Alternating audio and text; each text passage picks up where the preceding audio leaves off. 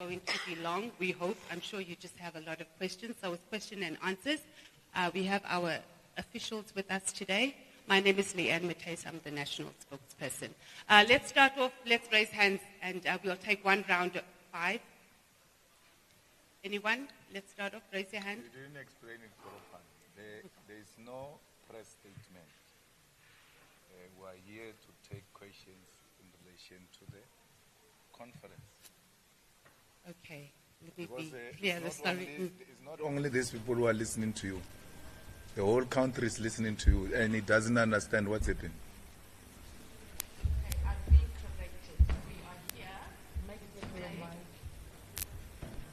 We are here today. Now, Mike. No. Mike is not working. The mic is not working.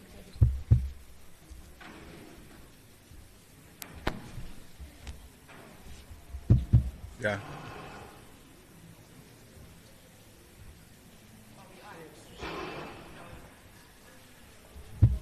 Mine is.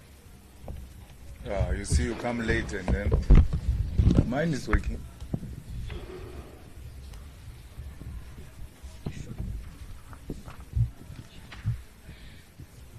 That's what happened. Today we have in our EFF presser as part of our lead up to our 3rd National People's Assembly. We don't have a media statement today, so what we will be doing is allowing the media to ask questions in relation to our upcoming NPA. As you know, for those who joined us, we have just concluded the site visit for NASRAC. Our conference starts on the 12th, which will be registration, and then from the 13th to the 15th, we will be based here in NASRAC. So we're going to hand over and give you an opportunity to ask questions in relation to our National People's Assembly. So can we get hands? 1, 2, please remember your number. 3, I'm going to take 5 hands. Some of you, 4. I know once it gets warmed up, the next minute everybody's raising their hands. Let's go. You're waiting to hear what the others are asking. Let's start off. Do we have number 5? Okay, so let's do that. You know the drill. Yeah, your name, your media house, and your question, please.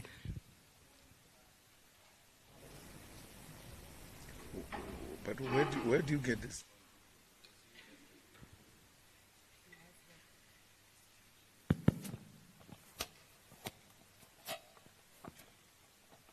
Good morning. Alfara Mushwana here. I'm a journalist at Eyewitness News. Mr. Malema, would you just please set the record straight with regards to Mbuyiseni Ndlozi? Is he barred indeed from attending the National People's Assembly? And if he is, could you provide reasons? I mean, no one knows exactly why the EFF leadership would have taken that decision. Thank you. Thank you, EWN. Number 2. Good morning. Mashudu Sadiq, I'm from the Star newspaper. Mr. Malema, you have been having critics who have been saying, well, critics and detractors who have been saying that your style of leadership is divisive within the party. How do you respond to that? 1. 2, the Para issue has come back. You're going to court tomorrow. What are you seeking to achieve with this? It has been going on and on for a long time and nothing has been happening. What are you seeking to achieve? Thank you. Number 3. Thank you, this time. Junior Commando from Newsroom Africa. Thank you so much for the opportunity. What I just wanted to get clarity on, Mr. Malema, is yesterday you spoke about how your former deputy, his redeployment, from KZN to the Northern Cape. You said that the party basically it did not communicate the real reasons why he was moved. I just wanted to ask, does the leadership then have regrets in terms of how it handled that situation? Do you wish that you would have handled it differently and told your supporters the real reasons behind why you had moved him to the Eastern Cape? The reason why I'm asking this also is because you indicated that you are urging your supporters and your members to be upfront when it comes to them hearing about either an individual planning leaving the party or not. So it's in that regard that I'm asking. Do you wish that you had been upfront and honest with your party members with regards to redeployment of the Deputy President? Thank you. Thank you. Newsroom, number 4.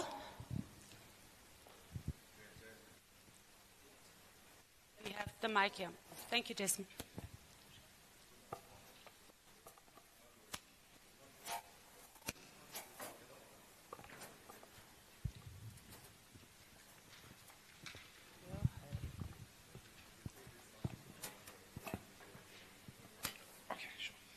No, thank you very much. Tobela Mushabili guy. Aaron. Kilunga Mwako Melen Kadien. Look, it seems to me the EFF is in full swing of attacking the MK party and then its leadership, especially former President Zuma, who not long you endorsed and said you were in good terms. He was speaking just not long to Sunday Times and saying he's in good terms with you, he's actually your friend. Is that still, is there still a friendship between you and him? Yes. And not long you tweeted something that had to do with saying that 2 of your favorites are going to leave soon. Do you maybe want to tell us, to say who are those 2 favorites that everyone or you anticipate to leave? And lastly, going into this NPA, there's a lot of questions. I think my colleague Alpha they raised it about the issue of Mbuyiseni Ndlozi. Will it not divide the party further if he's not allowed to contest? From what I've been hearing is that some branches are planning to actually protest against the decision if he's not allowed to contest. And maybe lastly, are you endorsing Coleridge Khadi to be your deputy? Thank you. Thank you, Melanie. Number 5.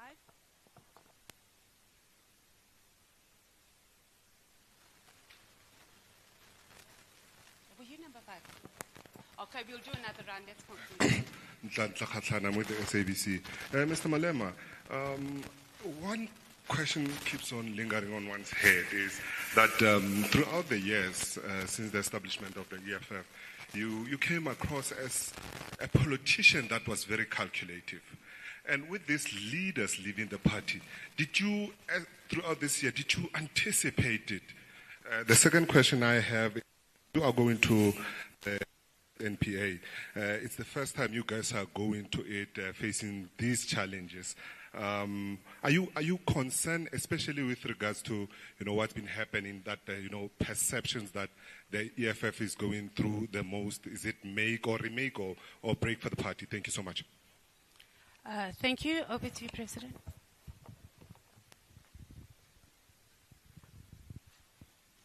Thank you very much. I don't know what you want me to answer on Ndlozi, because I never said anything about Ndlozi. So do not bring your Shebin gossip to me and want me to glorify some toilet discussion. I'm not part of that. EFF has never said anything. If we've got anything to tell you, we'll communicate it. So when you gossip at Kitcheners in Bramfontein, and then after gossiping at Kitcheners, you want us to be part of Kitcheners discussions, don't involve us in any of those things. We don't know what you're talking about. And if we had anything to communicate to you, we would have said it. My divisive leadership is what I've been accused of, dictatorship and all of that, since my time in the Youth League. And you still join a party of a person who is a dictator. Why did you join it in the first place? Just stay home. Why do you join decisive party? You came knowing that the president of the EFF is divisive. Why did you join? We made this call that people should join, and they did so voluntarily. You joined a party, you didn't know that the leader was divisive. And then you come here and say the leader is divisive. You join voluntarily. If you are not happy with the leadership, the door is open. You can leave now. So we are not going to be made sheepish and undecisive because we want to please a non-existing narrative that we are divisive. How can you build such a big organization, not only in the country and in continental and in the diaspora, if you have a divisive leadership? Why would you bring so many people in the stadiums, pegging stadiums, successful events of the EFF, if you are divisive? Because the consequence of divisive leadership is that nothing succeeds out of divisive leadership. This organization is a success. It's the biggest organization that is black owned. It's owned by its own people, its own members. No any organization can claim that. It does not receive any sponsorship from white people. If anything, it is white people who want it to die. But it keeps on going, irrespective of how they feel about it. So, if you think we have a divisive leadership, it's not our baby. It's your baby to feed Malta Bella. On Pala Pala, we said to you, and I don't know why do you say, what do you seek to achieve? We told you Pala Pala will never die. For as long as the EFF is in parliament, which it is where we are, and whether you like it or not, those who wish for the death of the EFF, SG, even if the EFF was to die tomorrow, the branches don't exist, the region have collapsed, provinces have collapsed. We've got 39 members of parliament for the next 5 years. There's nothing that is going to collapse. Those votes are there. They won't collapse. They are going to collapse after 5 years. So you've got guaranteed 5 years of the existence of the EFF, at least in parliament. So whether you like it or not, the EFF is there to hold Pala Pala accountable. There is something terrible that happened in the previous administration. We referred the matter of impeachment to the panel as required by the rules of parliament. Why? Because they know that if we were to say, is there prima facie evidence or not, we are going to be subjective because we are politicians. So on matters such as those, you outsource them to non-parliamentarians so that you get an objective view. And that's what we did. We argue that the panel's report, Parliament can't go against it without any rational reason. Parliament has not reasoned why it went against the panel report. So, in South Africa, you cannot abuse majority. Majoritarian will only work where there is no constitution. Majoritarian cannot stand the test of time in court. If you say the majority have voted, even if they voted in an unconstitutional manner, and then you say no, majority have spoken, there's nothing we can do about it. Our constitution doesn't work like that. Every decision, even a decision of the majority, must meet a rational test. And that's what we're going to do.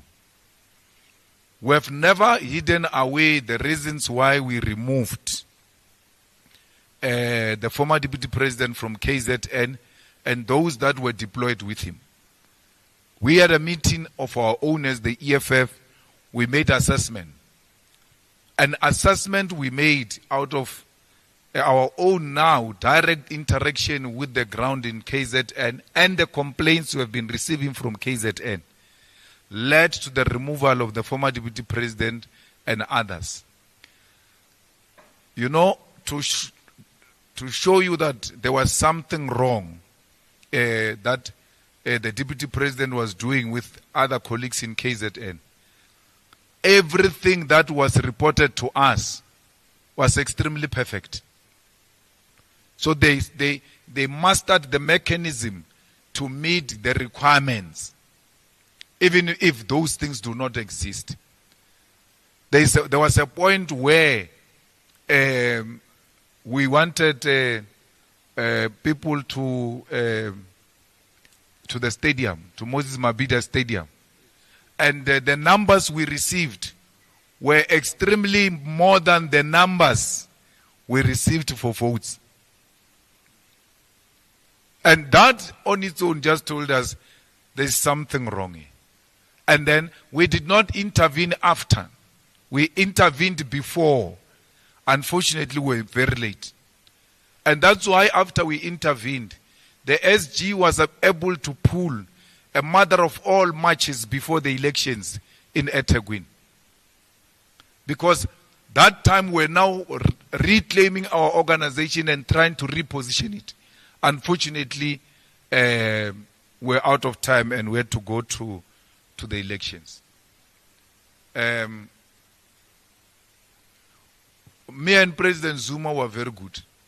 The same way me and President Ramaphosa were very good. But it doesn't stop me from saying he's corrupt. Because he is corrupt. By being good to you doesn't mean I must not tell you the truth. If you listen to my speech yesterday in the Gauteng General Assembly, I said, you must tell the truth even if telling the truth to a lover or your lifetime partner or your wife or your husband. If it is the truth, it must be told. President Zuma is corrupt. And it's not me. The public protector found him to be wrong. He rejected that. We took him to court. That's why he had to pay some monies back in relation to Nkandla. So what more do you want? What is misleading about that? Because it was not only me.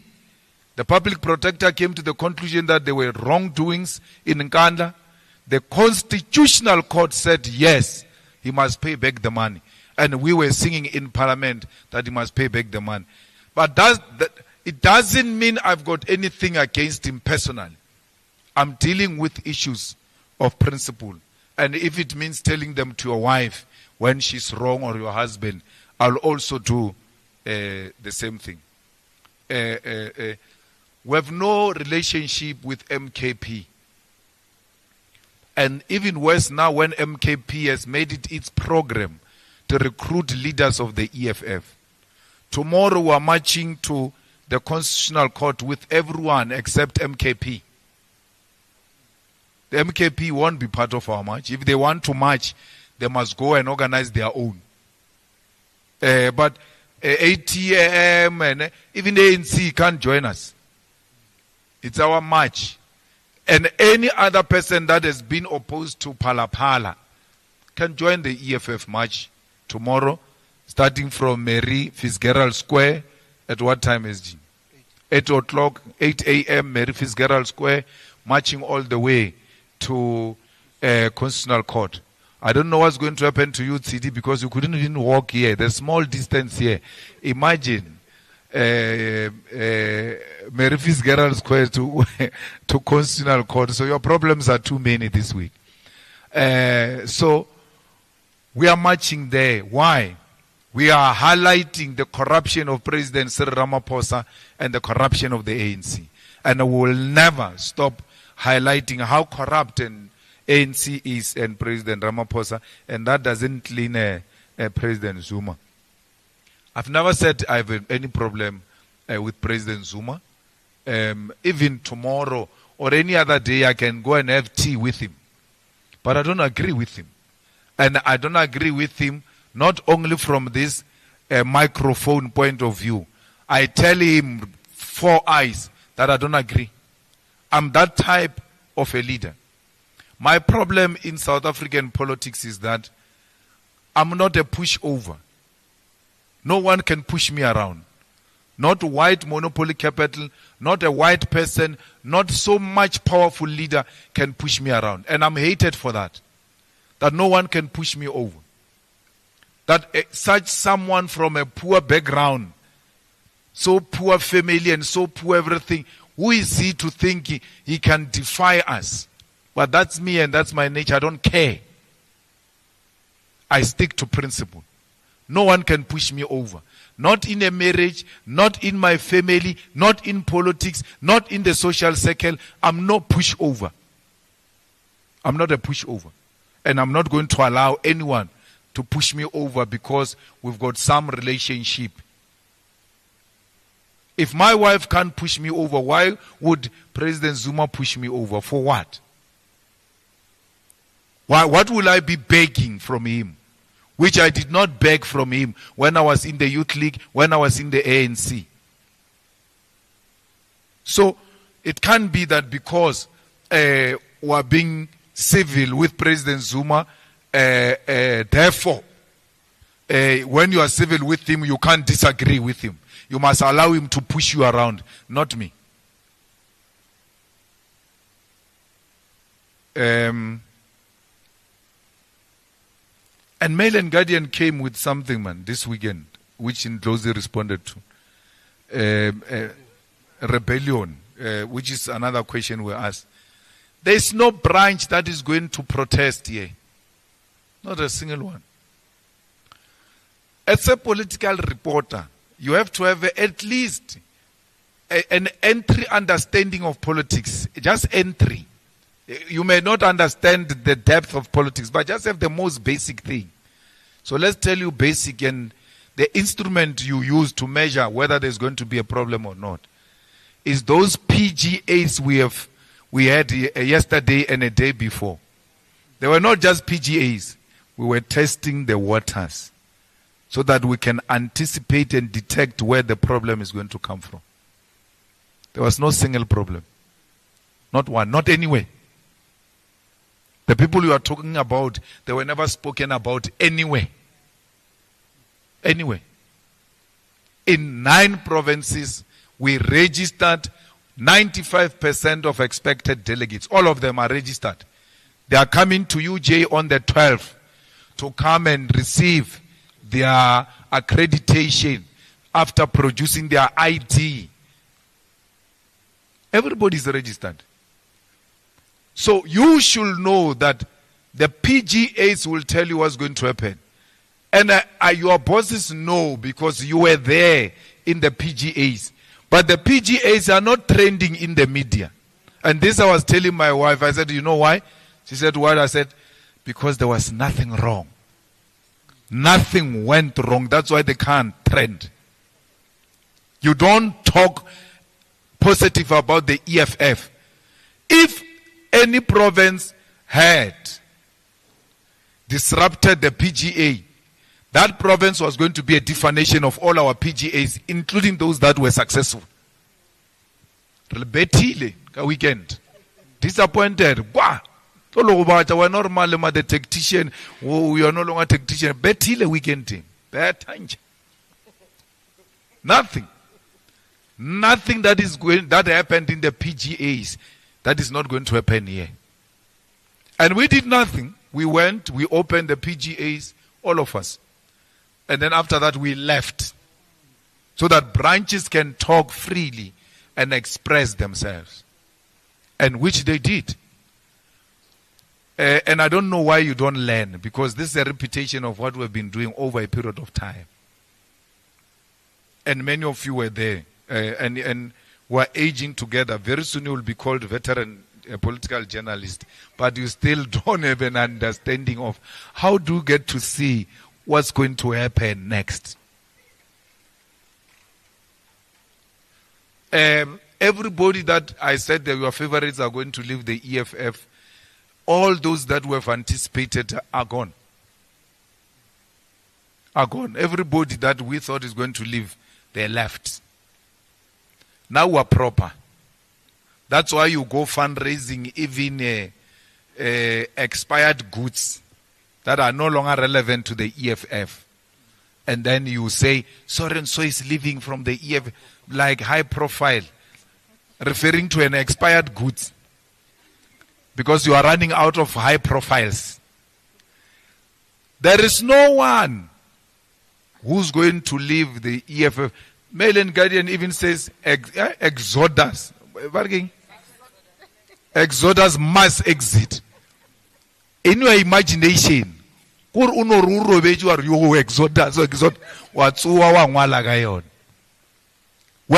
we can say to you, give us a list of 15 members who left the EFF, 15, exodus.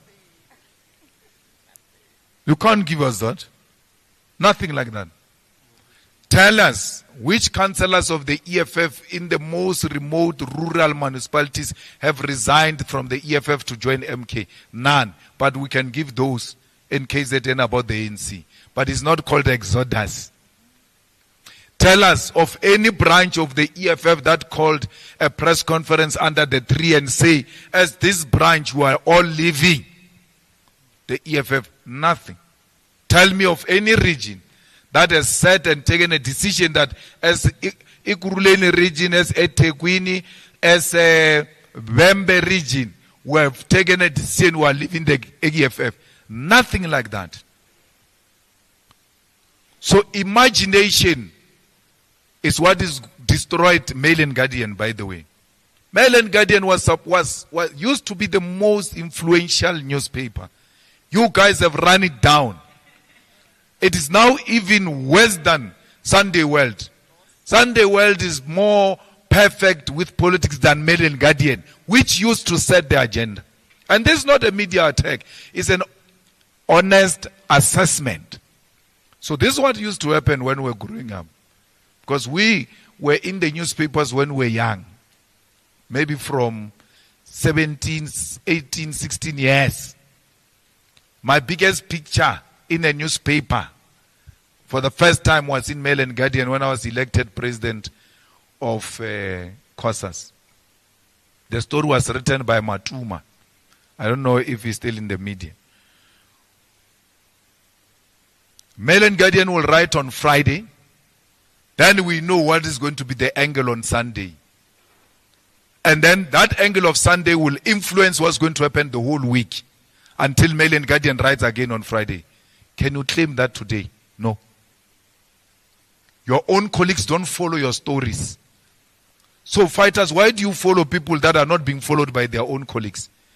If Fedile Mail and Guardian Shem. Fedile, Osana Selo. You wrote on Friday, mass exodus. Wara, wara, wara. Saturday and Sunday, PGAs came. Which of those events confirmed what you wrote in Mail and Guardian? Don't lie. You must not lie. The media must not lie. The media must be factual. And where you are factual, we'll never take you on. We'll answer and be held accountable for that. But when you lie, we must tell you it's a lie. It's a lie. It's like this lie you are perpetuating, that Zuma has got dual membership. Zuma has got no dual membership. He's not a member of the ANC. ANC has expelled him. And Zuma lies to you. Sunday Times, he says, no, I'm a member of the ANC. I'm a member of MK. It's not true. Why not tell him on his face? You are a liar. You are not a member of the ANC. He lies on your face. You take that lie and feed the nation. Why do you feed the nation a lie? He's not a member of the ANC. And Zuma will be civil with him when MKP and all of that. They must know any lie they tell, we are going to take them head on. And the ground forces must mark those criminals of MK on social media. As they come, go for them. Don't even apologize. They think they can bully us on the social media by revealing some old non-connecting stories and say, but these people are not consistent. We have been consistent about Zuma. When I went to Zuma's place, it had nothing to do with anything or politics. It had everything to do with South Africa. Zuma was refusing to go to the commission. They were going to arrest him and there was going to be violence in South Africa. And I went to tell him, please, there cannot be violence in our country in your name. Because I love this country so much. So much that I'm able to go into my haters' yard to go and save South Africa. And Zuma refused and said he's not going to go. It happened exactly as I want him. He got arrested and we had the July unrest. And I will do it again if it means saving South Africa. I will do it again. I went to Zuma in Nkandla to have tea with him to save this country. I did not win. But unlike many of you losers, I did not fail to try. I tried because I love this country and I will try again.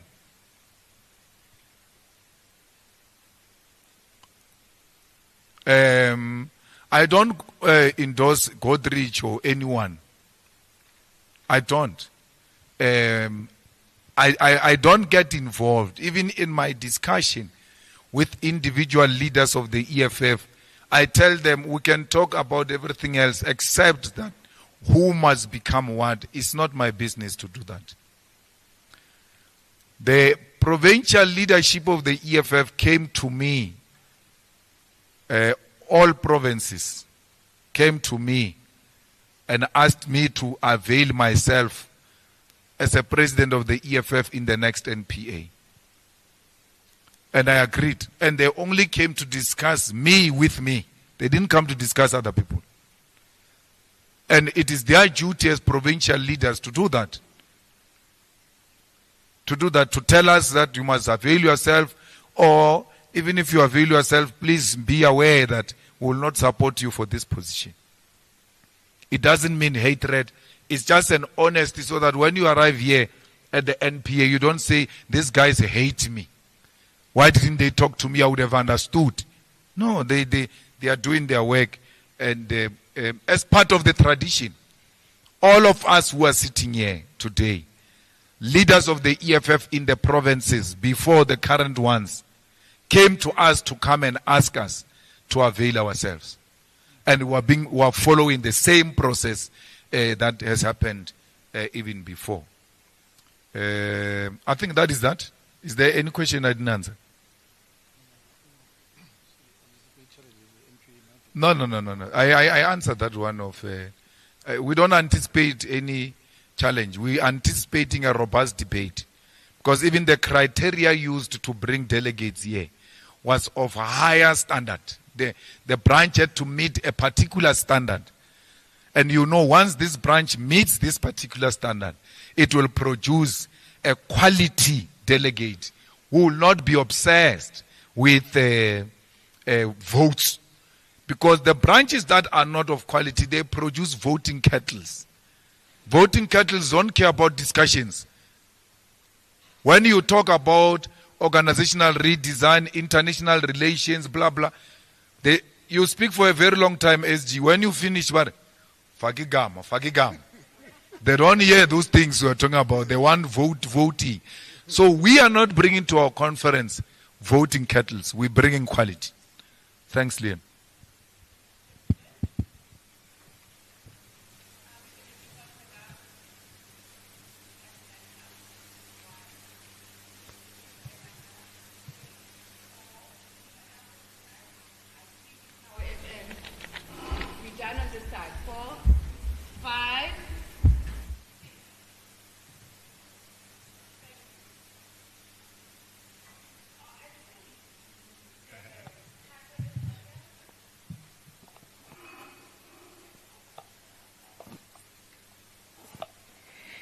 Good morning. Yes. Good morning to the leadership of the EFF. Just a couple of questions from me. My name is Lize Gatando. I'm from Times Live.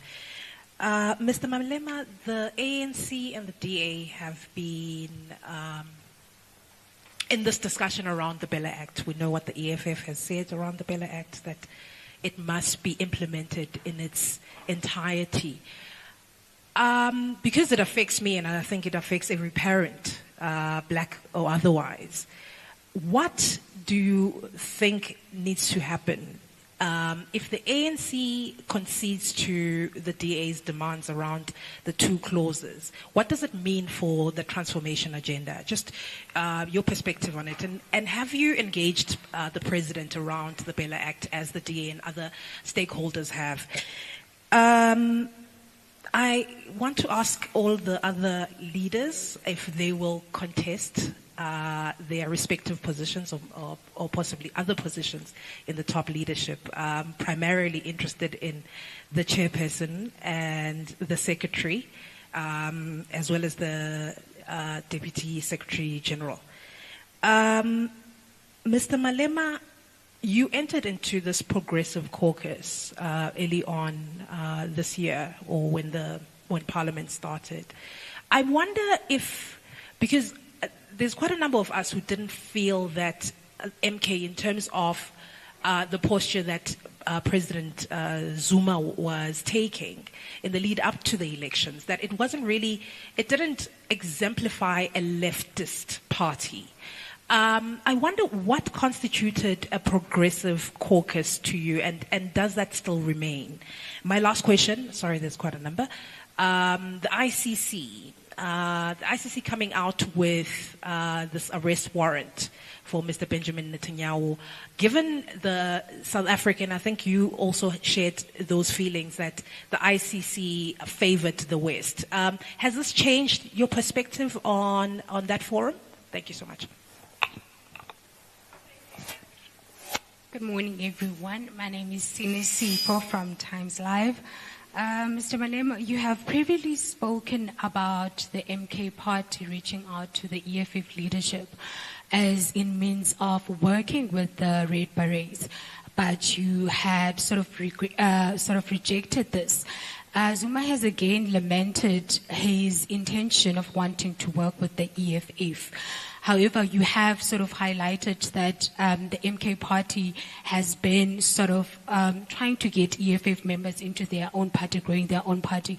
Has the MK party leadership reached out to the EFF yet again post-elections to try and convince the EFF to sort of join alliances with the MK party?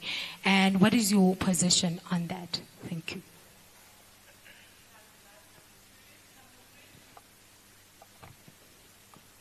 Nia Kumalo again from Newsroom Africa. Lizega has touched a bit on this. I just wanted clarity, Mr. Malema, on the progressive caucus. Given the statement that you said about the MK party not being welcome to more as you march, does this mean that the EFF will not be part of the progressive caucus, or despite what you said, you are still in that progressive caucus? Thank you. Greetings to the leadership. My name is Thando Mayego, and I'm from the Business Day. So in the discussion documents, the NPA discussion documents, particularly the one on organizational character, the EFF assesses its leadership, particularly saying that a substantial number of those deployed within government at local level or wherever are not loyal to the party, but are rather loyal to their deployments. How does the EFF, or particularly you, Mr. Malema, how do you foresee changing this in order to better the organization? Has this had any impact on nominations or anything of that sort, leadership nominations in the upcoming NPA, in terms of vote buying or anything like that? Similarly, with regards to CCT members, you say that these members do not do anything in relation to their CCT portfolios and are lazy. How do you change that with the incoming CCT and the incoming leadership? Thank you very much.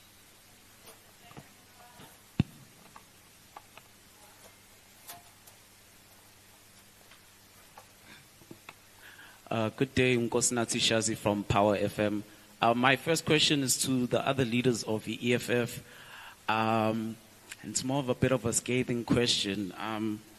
It's as the tenure of the Central Command team comes to a close, does the rest of the leadership believe that they could have done more during their tenure? The reason why I ask that is because, of course, Mr. Malema, as the leader, takes the shine. Whenever we have press conference, we mainly come for him.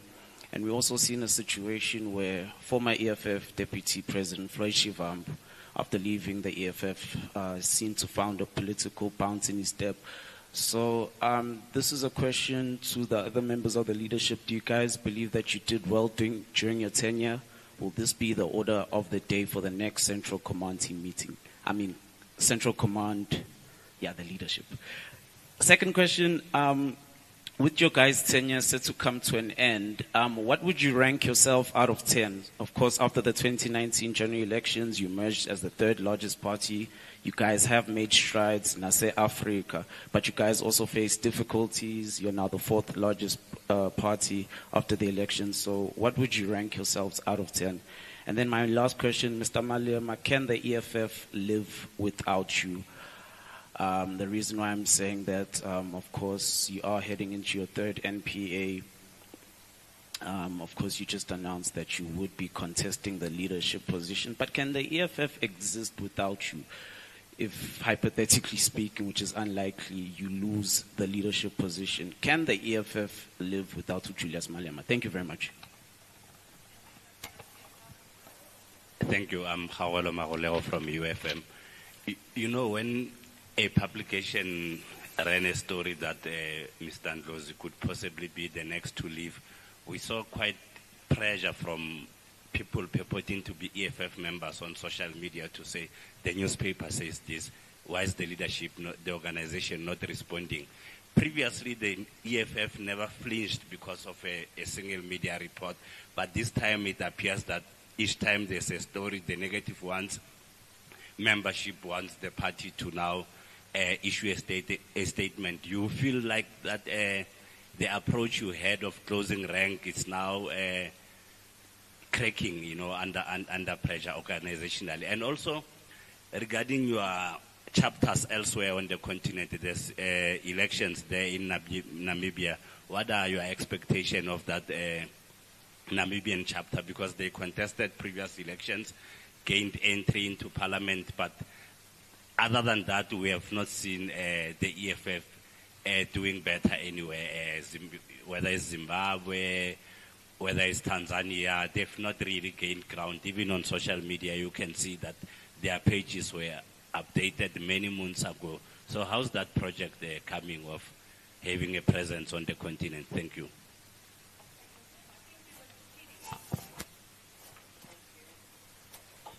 Thank you, Leanne. TD Madia. She catches strays from Julius for fun. Just a few questions, and I think a lot of them have been asked about your leadership, but I want to go back 5 years ago, around about this time. You had a media briefing ahead of the second NPA, and you made a comment about the amount of pressure that falls on Julius Malema's shoulders. No matter what the EFF does, you get judged. That was your view then.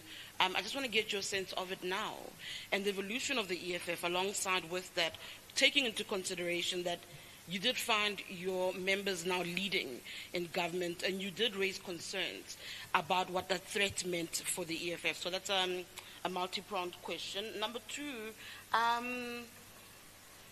a few weeks ago, we saw throngs of orange going to the Voortrekker monument.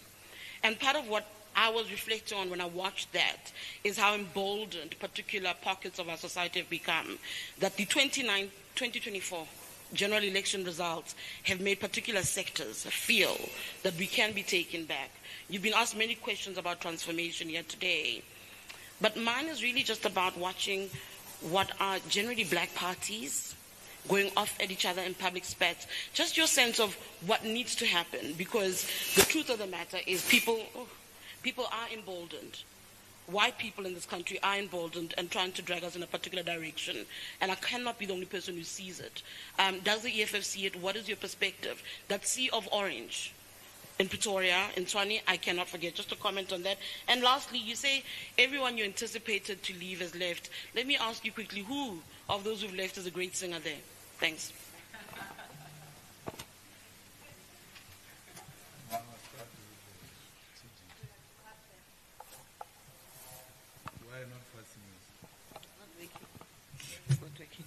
Thank you very much, TG. Greetings to the officials, greetings to the media here.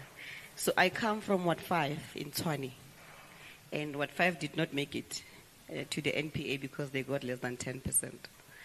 However, I also come from, as I said, Tshwane region, led by Fighter Obakeng as the chairperson, Fighter Blessing as the secretary. We'll get the mandate from them. They will go and lobby the province. So Commissar Nguleko Dunga and Commissar Moshe will then consolidate their view within the province and will get guidance from the province. We are having leaders of the province here in Gauteng and across all the provinces. And therefore, I'll get the mandate from Gauteng. On the question of, I think it's you who said, how do you rate yourselves? We're going to the NPA. I'll be presenting the Treasurer's report, and the NPA will decide. The delegates will decide. I can't sit here and blow my own horn. We don't work like that in the EFF. I can't say, yeah, I did well. No, let the delegates decide, because they are the ones who elected us and gave us the program of action of what to do in the past 5 years. And we're going to report back in the assembly what we did for the past 5 years. And let them be the judge. Thank you. Thank you very much, TG, and to the media. Yeah, as the current national chairperson, we have served our time. We are proudly handing over a living and healthy organization on the 12, 13, 14, 15. And the delegates will then tell us, because from our side, we've done our best. Remember, we also lost 2 years to COVID. And coming back, we must have to reflect that the EFF did its bit, and whatever is humanly possible, we did it. We contributed to Parliament with the laws on GBV, with the laws amending Sexual Offences Act, even the Bella Bill. There's a huge contribution from the EFF in that Bella Bill. That's why we feel very strongly that the President must go and implement it. We have shaken the Pala issue that you're still talking about, is the doing of the EFF in the Parliament side, where I was mostly based and sent by the organization to do and lead the caucus with the chief whip. Organizationally, we've moved. We've done everything humanly possible in the 3 years. And then, yes, just like the TG is saying, the delegates will tell us that where we had fallen short and where we have achieved very well. And as for my availability, the PGAs were just the 2 days ago. Provinces are consolidating. They will then tell us what's happening. We are servants of the people. If the delegates are saying serve, we'll serve. If they are saying don't serve, we'll sit and still move as revolutionaries. Thank you. Thank you very much, President, greeting officials and all journalists. Our term as the official of the EFF for this administration is coming to an end. It has been a very beautiful 5 years. And as a leader, you get to understand that at time you need to hand over the baton to the other leader. But however, personally, I am prepared and ready to serve my organization. Thank you. No, thank you very much. I think, so this is going to be the process. We'll go there and we'll deliver the report. And then we're going to be disbanded as the CCT. And then we're going to be dissolved as the CCT, and then our term ends. And then there's going to be nominations. And then if I'm nominated, I'm going to accept. Thank you, President. Yeah. Thank you very much, SG. And all the officials and members of the media. On Bella Bill Act, we spoke to Panyaza that we need a march of all those who support the Bella Bill. Because it looks like there's only one side that is being heard. Or impression is created that there is one side which actually has got monopoly over the Bella Bill. So we are not going to sit back. And the reason why I told Panyaza is because they are still the largest majority. And that much will have to happen in Gauteng. So we don't want to create a situation where the impression is created that ANC is going to join an EFF march. And you know them with their ego. They will have a problem. They will stay away. But we are prepared to hold hands with everyone who support that the president must sign the bill. I mean, the sections that he did not sign off the other day, we want them to be signed off. Because that is at the center of the transformation of education. And anyone progressive will not be doubtful that those are the sections that are going to transform the sector of education and transform society, because society is constituted through education. That's why education becomes a highly contested terrain. Afrikanerdom, to be what it is, it thrives through education and culture. So it's important to get education, to get culture, to get sports in order to create a national identity. In the absence of such a progressive education, which advocates for transformation, we'll continue to have a divided society. And that's what makes us feel very strong. A message has been communicated clearly to President Ramaphosa that he needs to sign, and he needs to sign now.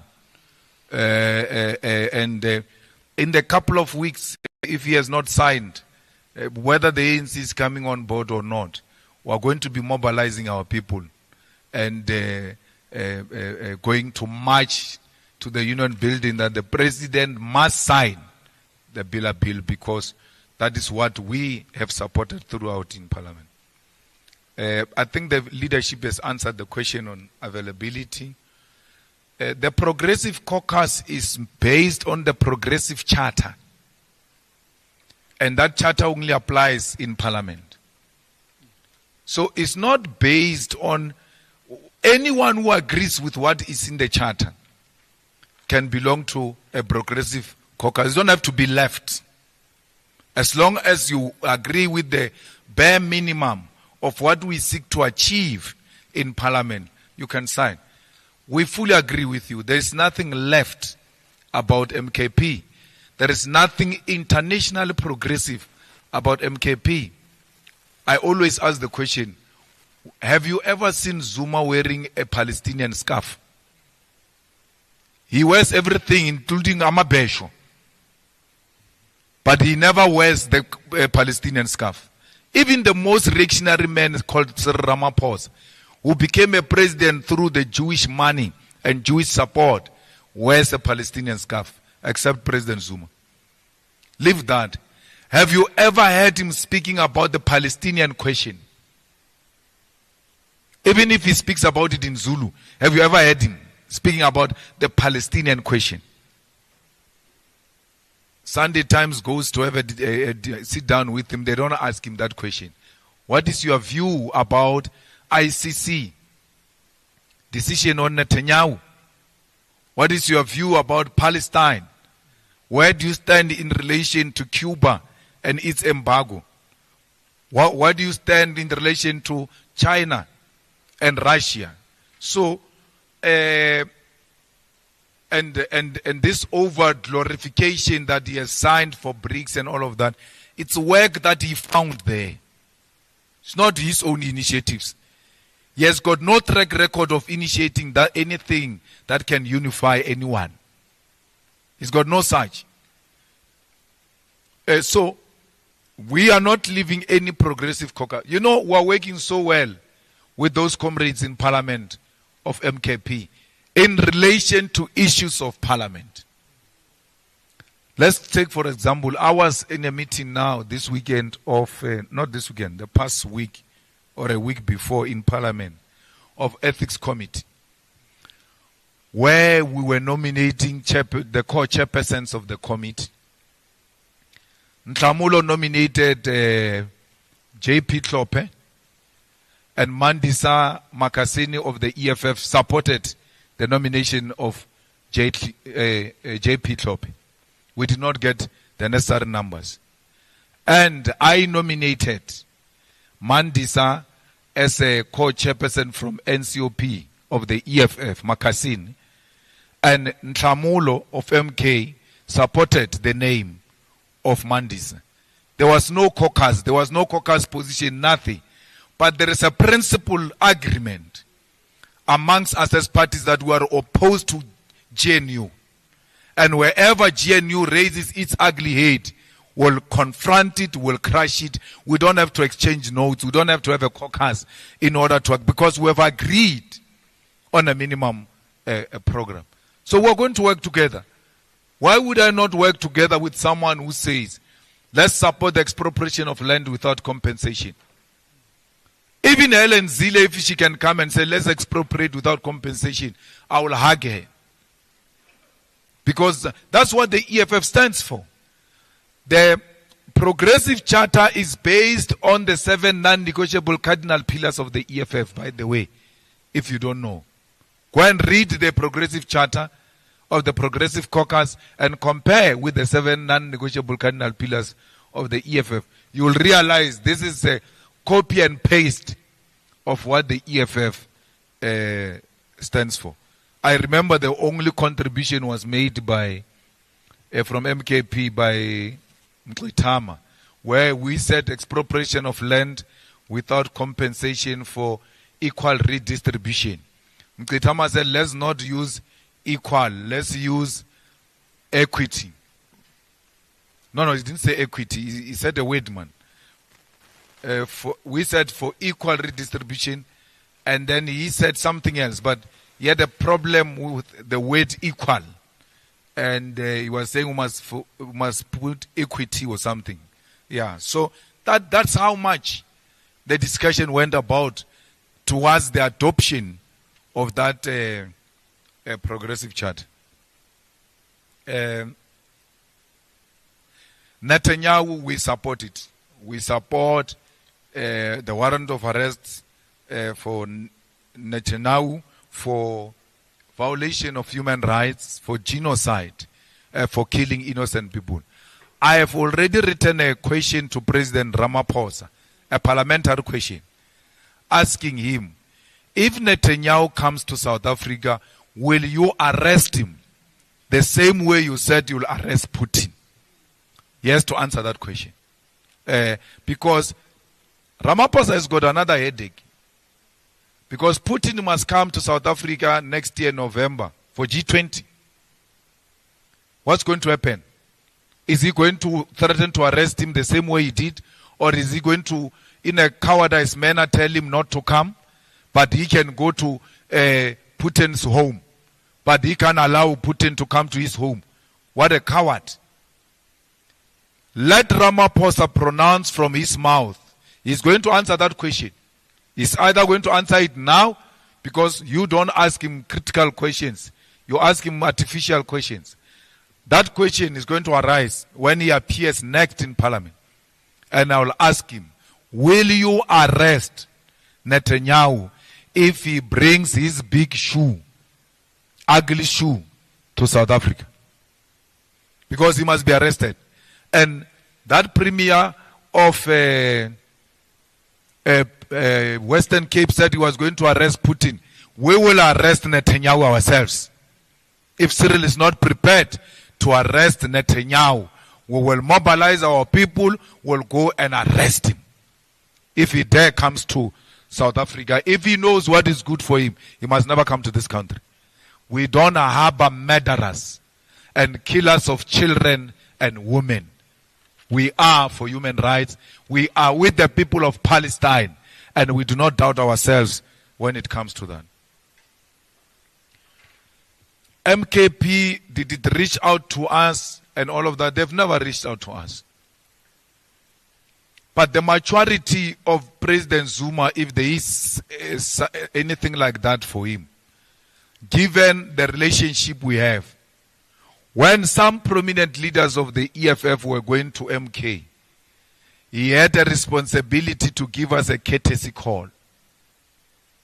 If he is really an elder, if he's really matured, if he's really a statesman who's got this relationship with us, whereas we're trying to build a progressive caucus that will unite black people, he had a duty to say, hey man, there is this thing that is going to happen. You must know that I have nothing to do with it. I can't choose for members, which is right. You can't choose for people whether they want to come or they don't want to come. But that courteous call, which he often made to me when on other matters, on this matter, he never cared to make that call.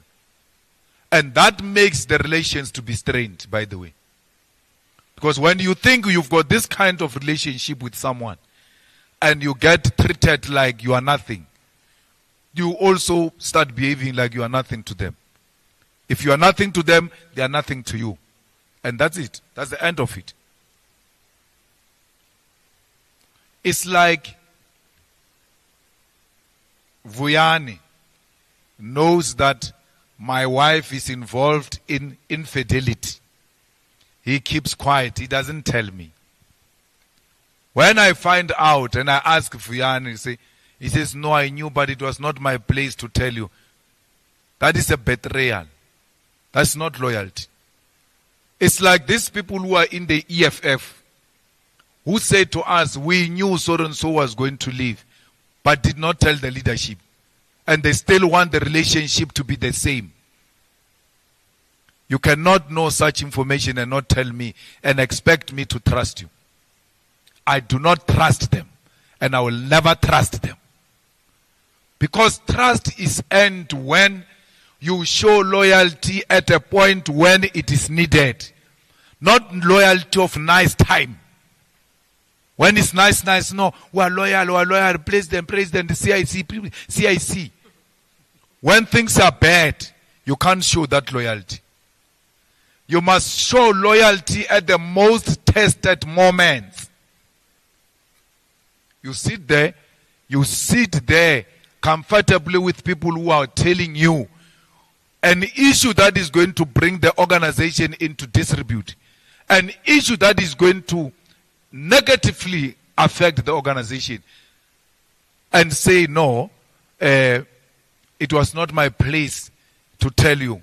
Where is loyalty there? You're not loyal. And people who are not loyal must never be trusted by anyone. They will kill you. You will die. You must vakervort.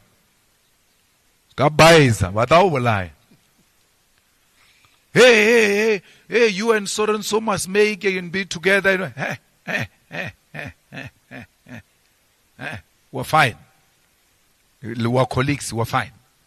It ends there. So, when you have shown loyalty to people, when you have been loyal, and you don't have a sense of betrayal, wait for the day you get betrayed. You will understand how we feel about betrayal. We, loyal people. We've never done anything to harm these people. I always ask and I always say to these comrades, for every moment there must be a turning point. You must say, it was at this point when I knew that we're heading for divorce now. What was that point? Can they point that point where they say, this was a turning point? This was a turning point. No one can point at that turning point. Because a turning point helps, because even if you are in denial, but you will know we fought on this point. You go and sit with people who are telling you they are leaving the EFF. You say, have you prayed about it? Have your mom prayed about it? And then you keep quiet. And then you think we must all survive through prayer. Now we must be informed by prayer, by Holy Spirit, that people are going when you've got information. That is the highest form of disloyalty. And Godrich says, even if he had told me as a joke, I would have brought it to the attention of the leadership that this guy made a silly joke. This is what he said. That's what loyalty is about. Loyalty means defend the organization in private and in public.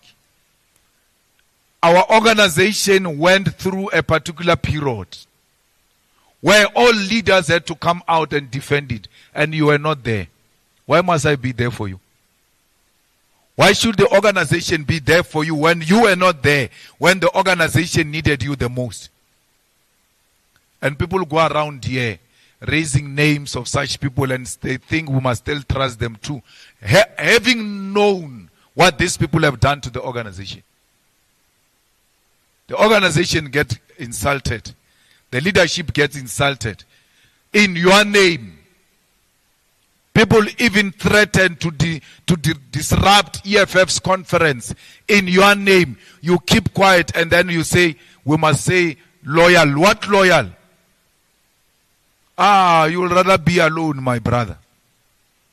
My sister, will rather be alone than to force yourself in a relationship that is not working. I'm using relationship to simplify this disloyalty that we have experienced ourselves. And how do I come to know that this person has known, that one has known about Floyd going? They don't volunteer even after he left. They don't volunteer to come and tell me. They wait for me to come and ask them, did you know? Yes. For how long? For over 2 weeks now. Why did you keep quiet? I didn't see a need for me to tell you. That was a turning point for me with them. They must tell you what was their turning point with me. My turning point with them was when they kept the information away from me. An information that has got potential to destroy the organization, damage its beautiful reputation, and bring it into disrepute. They keep quiet. And then I must talk for them. I must defend them when they could not defend the organization. Hell no. They can go to hell. I'm not going to do that. Even if that means we must lose vote, I'm not going to fight for votes by sitting with people who are disloyal. Because I want votes. I must spend time with people who are disloyal. You know what it means to be an official. We have a meeting of the top 6 and they say the most highest form of secrets of the EFF because we trust each other. That's what being an official means. It emanates from trusting each other. Not as a friends, SG. But as a person who can be trusted that you will defend the organization under the most difficult position. Imagine if one of these officials had resigned and followed the former deputy president. That's disloyalty. Don't ask me to share a meal with disloyal people. You are asking me to commit suicide. My son, very liberal in his approach. Don't know that way. Let's give them chance. What. That's when I tweeted those things of Zuma, those old videos of Zuma. When we got expelled from the ANC, Zuma and the top 6 of the ANC laughing. I said, boys, if they can get you, they will have you for breakfast and laugh about it. You get an opportunity to get to them. You don't use it. These people who sat with Floyd and knew Floyd was going, they were at the center of that planning my downfall. Had they caught me, they would have finished me off. That's how politics work. If they catch you, they will finish you. You catch them, you play with an opportunity. Then you'll have yourself to blame. That's a problem because of this kind of business we're dealing with. Those are politics for you. I said, Ratanang, ask yourself a question. If they'd found me at my weakest, what would have happened to me? I know this because I'm from it. I'm from that. I know all of this that is prevailing. Where I get expelled, the people I grew up with, the people that I shared a meal with, the people that I didn't have to think twice about them. When I called them to come over so that we can form a political party, they didn't come. I slept with 10 friends before I was expelled. I woke up alone because they were never my friends. You are not going to ask me to travel that path again. I'm not going to do it. Never. I'm not going to do it. Not for anyone. I know what disloyalty means. And I can see one when it appears and I can touch it. They would have done that to me when I was young. Not now. The only people I feel bad about is their parents. Because most of them come from very beautiful mothers who love and support the EFF. And every time we deal with them like that, at the back of our minds is, ish, you know, that mother, that grandmother, that father who took us in as their children. How will they feel about us now? But how will my grandmother feel if they were? How did she feel when they did that to me? Was there anyone there to consider her feelings? As these boys, because there are no girls anyway, as these boys misbehave, I always think about their parents. Because I thought we were loyal so much that we have even gone beyond issues of political meetings. Now we have introduced each other to families and all of that. I'm thinking of their parents. But it's not us. I never initiated any fight with anyone. I never said to anyone and said, let's fight so and so. They did that. They went to sit and say, we have to drop him. We have to finish him off.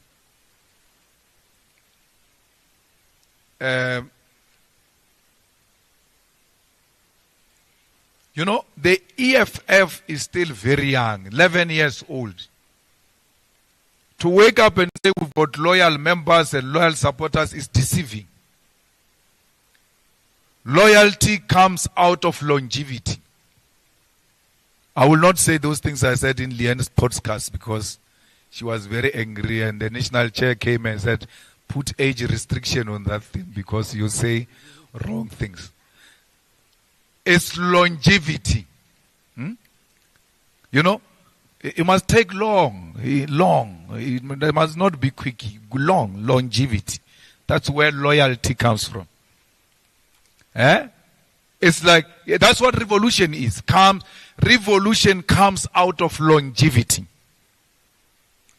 Revolution is numbers. Some people say size doesn't matter. Size. They say size doesn't matter. But in the revolution, size matters. Size. Longevity is very important.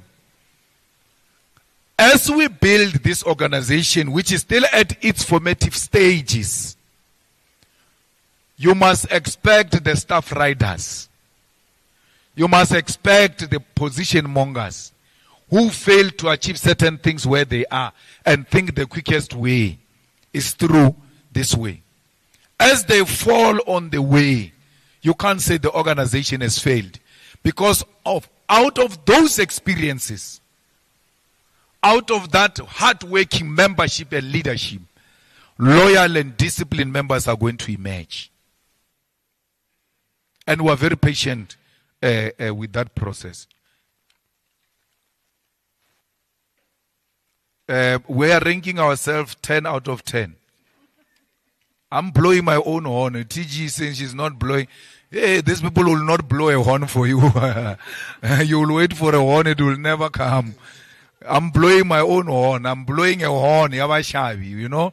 As Bashavi, when we are in a gathering of the Bashavis, there's always a horn that must be blown to officiate that this is an official gathering of Bashavi. So, we did very well. That's why I'm prepared if they say this team must go back with you, I'm prepared to go back with them. I have no problem, none whatsoever, with any individual who is here, who's a non-performer, who is a factionalist, who's a divisive person, and I can't say that about any of these people. What they do after that It's their own issues, because I had a discussion with the SG when Cape Town and about Floyd, and I said, Floyd must come back. I don't see anything. If Floyd was not there, we didn't have to impress him. We were sitting, I was drinking, coffee. SG was drinking hard things as usual, because I don't do. And we were talking generally, and that's why I asked him, where does this one come from? Because even in the most private, useless, meaningless conversation, there's never been anything like that. Whatever they do, it will be out of their own judgment. He says, I'm not his brother, but I regarded him as my brother. If he doesn't feel the same about me, it's his own problem. So I did everything for him as a brother. I did. And I must be challenged one day and be pushed. I will talk. Don't push me. So, what we are doing here as colleagues is to deliver a mandate of 5 years in 3 years. Divisive leader should have asked for 2 more years. We're supposed to sit here for 7 years, national chair. Because we lost our 2 years. We didn't do anything in 2 years. But even in that 2 years, the EFF was the most active political organization.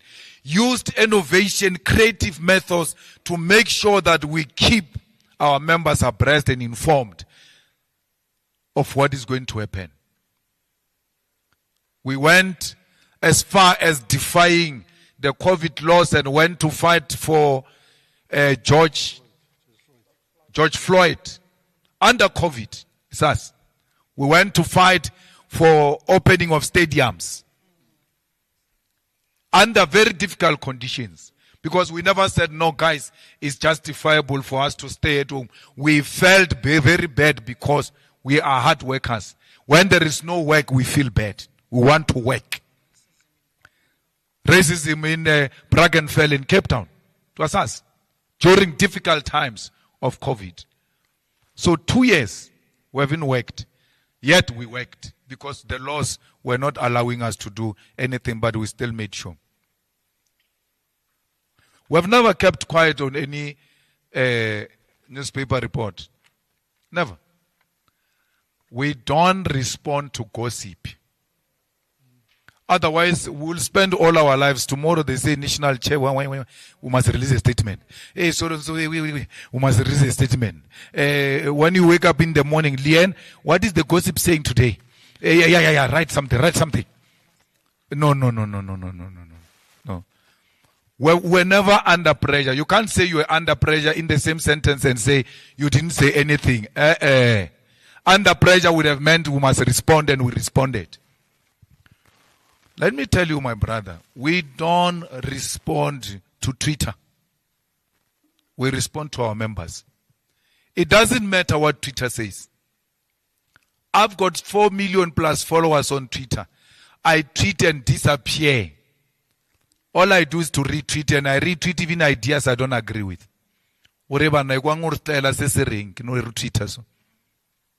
Right?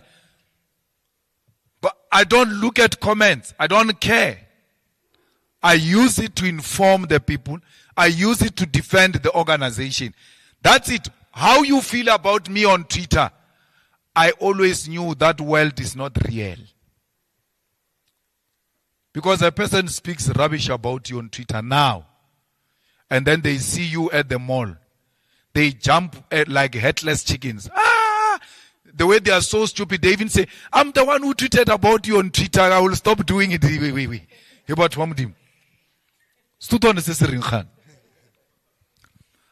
They feel very brave behind the desktop. In real life, they are cowards. You take that to heart. Also, you will be attacked by heart attack. If you go and read one thing, one by one, you'll die. You will die.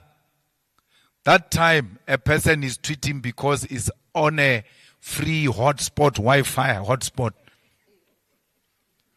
ape batho ba le ba Twitter ba argue le di millionaire wa mona Elon Musk ba tla mmocha where to get off. Those people ba argue le batho ba ba successful ba lo le bona blind. Aba feja, they forget what they've tweeted. They even forget what they've tweeted. They are just driven by what is trending. This lady of a beauty contest, Miss South Africa, Chidima. Twitter, hey, Chidima, hey, we supported Chidima. We still do. Why? It's a black person. You don't say support black people, and a black person gets attacked in a manner they did, and you keep quiet, and then come and preach black unity. Where a black person is attacked, you must first defend and ask after what happened. But the mother defrauded the papers already. Where now your mother man, go and fix that thing. You don't. Hey. We don't know what were the reasons those people did what they did. We've never dared to ask. But we equally don't know, for such a long time, why are we hearing about Chidima today when she's about to become Miss South Africa against white contestants? Twitter was against us, by the way. Even noticeable faces of EFF were against us. We stood firm. Because we don't care what the trends are saying. Always stand on the side of the truth. Always.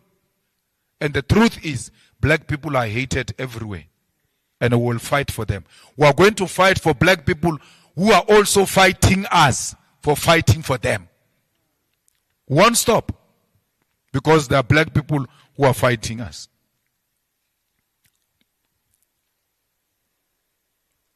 Well, I still get the same pressure when the EFF wins. It's not Malema, it's EFF. When it fails, it's Malema.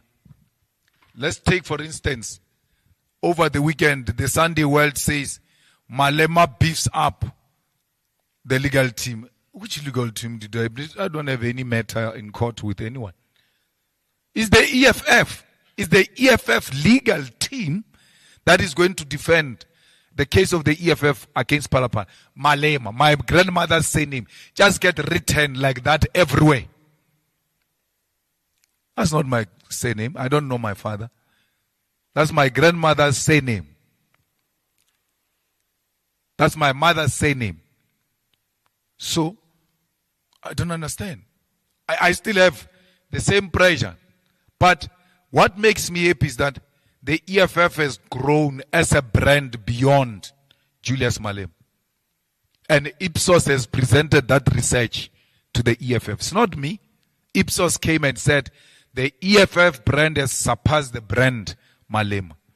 Will the EFF live without you? No. This EFF, I'm going to be part of it until it will never have a day without Malema EFF. Will it live without you as a president? Yes. But I'm not leaving EFF for anything. So there will never be EFF without Malema. And you know what is worse about Malema? Is that Malema is a founding president of the EFF. So there is no way you can do away with him. He's not some president who came in the middle of the existence of it. He founded it. That's why I can leave. And you know the good thing to leave when it's still nice is that those who come after you will still come and consult you, will still invite you to events. They will not be hostility. I'm going to leave the EFF chamber. I've set boundaries for myself. I know when. For now, you are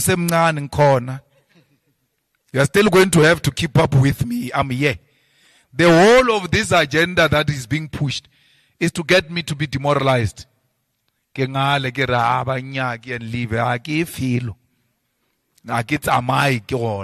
here. Whether we are turned out, turned in corner, and I'm not like Buteles. I work according to plan. You are not going to remove me through a coffin. I'm putting a bogies. Ngizophuma ngihamba. Ngisambela mna ngiye farming. Ngiyolima. Umalema ayolima. So yo lesatlo ba le problem. Inongo khotelela. 43 years old now. Very young. You can see the body is of a 33-year-old. You can see the skin is glowing. No problems. We're cruising nicely. Izinto zakhona siyahamba baba. We're happy in the EFF, and that's what it's going to be. Floyd is a very great singer, by the way. You must play videos of Floyd singing. He used to like that song of saying that we don't doubt ourselves. EFF I used to sing that in Tsonga. And as Noval. What? Not as Noval. Lento siyenzayo. What is the... Yeah, he used to sing that song. But Tulane J used to sing that. Floyd used to sing. Oh, what a great singer we lost. So that's answering your question, which great singer left. And even Dali sings, by the way. Yeah, but even Dali sings. Yeah, even Dali sings. And all of us sings, by the way. I also sing. I'm a very good singer. So you must never give that trophy to some individual and take away our revolutionary responsibility that we exercise with pride of singing revolutionary songs.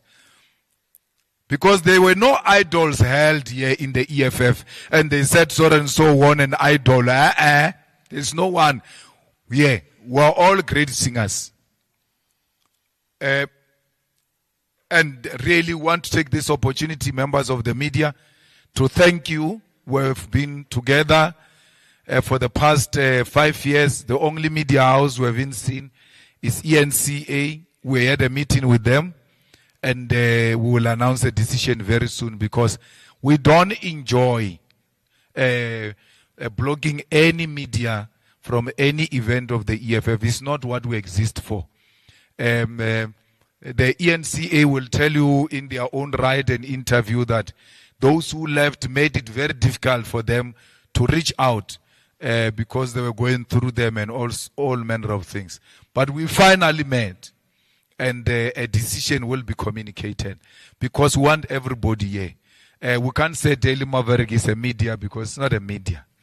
That's pure gangsterism. Someone uses it from their own dining room to drive a certain narrative. It's not a media house at all.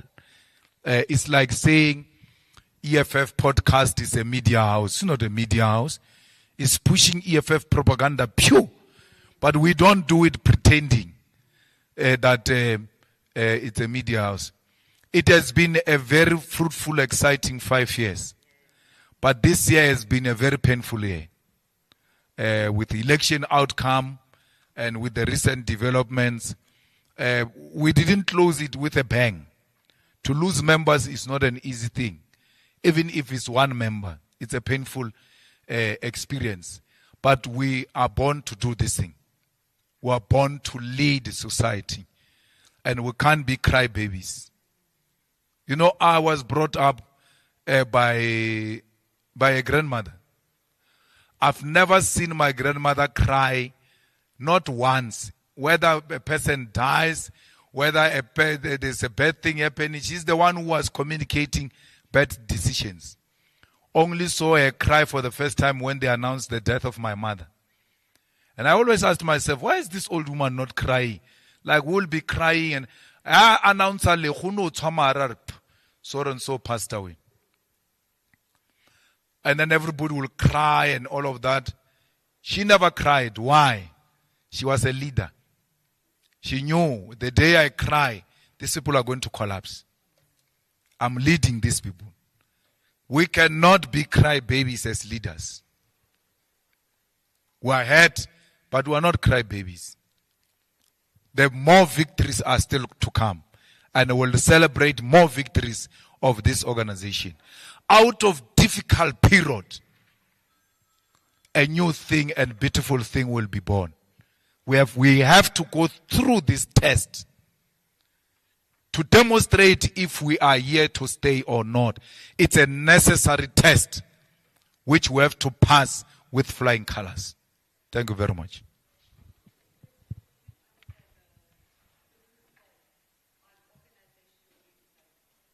What was that? Which question on redesign?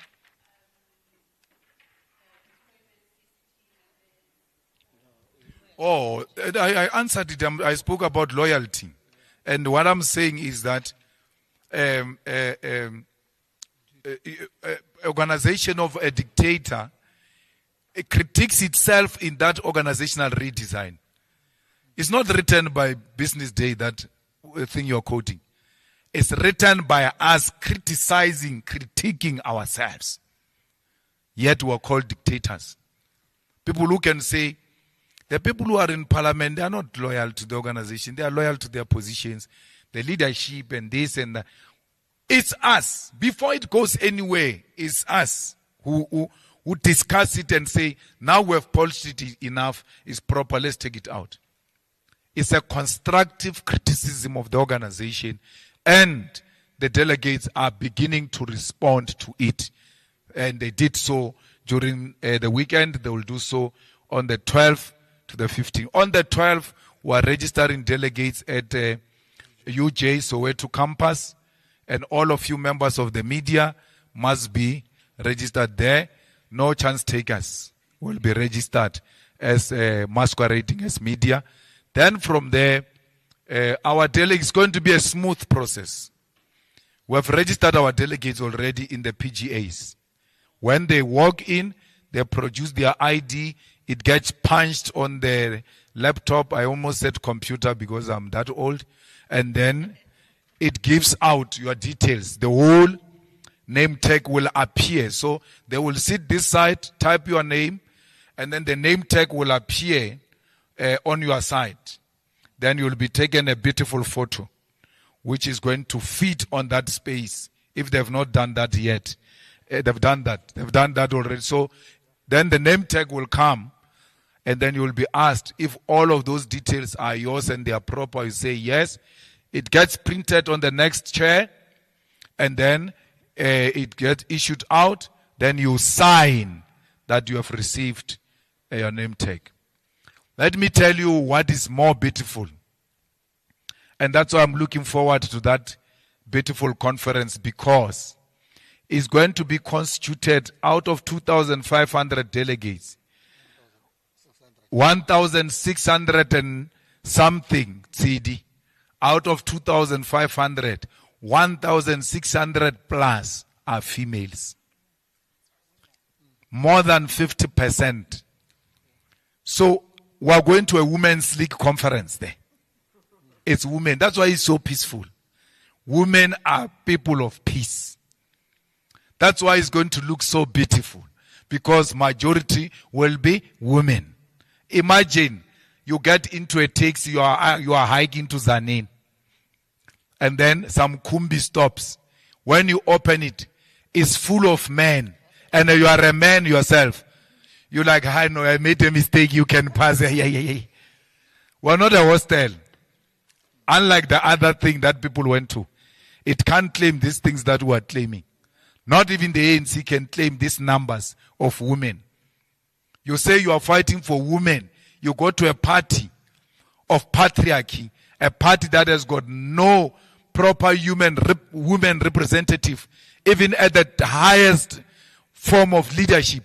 And you can't say there's nothing I can do, it's democracy, because you are the one who appoints. Even in the appointment, you see no capable woman. So, I'm happy that we are going into this kind of a beautiful conference. South Africa, relax, sit back, take your popcorns. Nice movie is going to start. 12th December. And then it will finish 15 December. A ke tsebe ro ya ga jwang ka gore 15 December. Traffic ya o ya Polokwane ke mathata. Mara re tla no bontshana re dutse re ya 15 December. I can promise you a spectacular conference, the most beautiful conference, both in design, in logistics, media. You'll have your own area. It will have all types of laminates. The hard ones will be provided once the conference closes. During the day, you must be sober. You're not getting nothing. You'll get after. Food, lounge will be arranged for media. Business lounge is arranged for any businessman who wants to come. As long as you are not MKP, you can come here. Our biggest end, they want to see anything that has got to do with that. Then, business lounge is there. Unlike the media house, the business lounge, you pay. If you are a company, you want to bring 10 people, it's how much teaching? 500,000.